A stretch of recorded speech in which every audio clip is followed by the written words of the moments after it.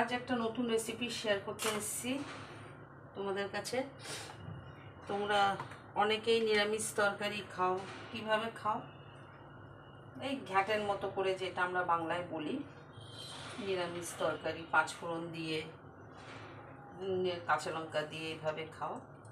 কিন্তু আজকে আমি এই যে তরকারিটা করছি, এটা পাঁচমিশালি তরকারি, কিন্তু এটা একদম পুরোপুরি আলাদা। এটা একদম নন বেঙ্গলিরা যেরকম খায় সবজি, ঠিক ওই রকমভাবে আমি বানাচ্ছি। তো আমার রেসিপিটা দেখো, দেখলে ভালো লাগলে অবশ্যই আমাকে জানিও।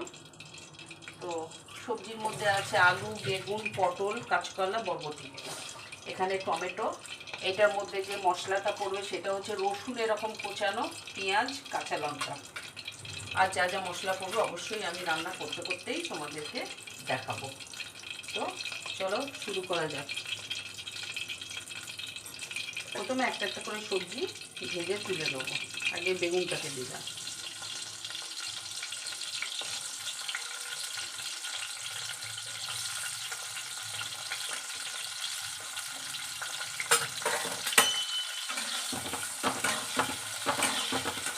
বেগুনটাকে ভালো করে ভেজে তুলে নেব।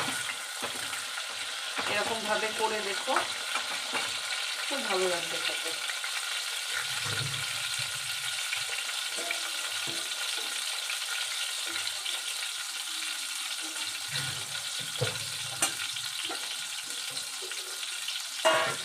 একটু মাঝে মাঝে মুখের টেস্ট আনতে লাগে, একঘেয়ে কোনো জিনিসই দেখবে ভালো লাগে না। আমরা ওই রকম একঘেয়ে নিরামিষ তরকারি খেতে খেতে খেতে খেতে বোর হয়ে গেছি। তো একটু মনে হয় একটু নতুন নতুনভাবে করে খাই, সেই জন্যই করা।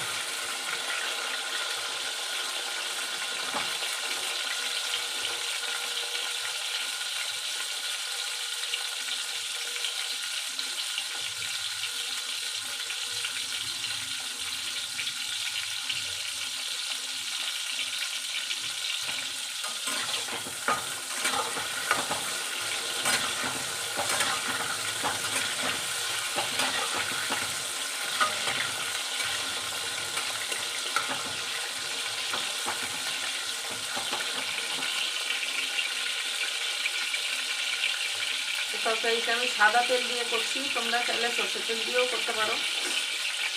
তেলের কোনো ডিফারেন্স নেই, যেটা দিচ্ছে সেটা দিয়ে তোমরা করে খেতে পারো। আমি একটু সাদা তেল দিয়ে করছি।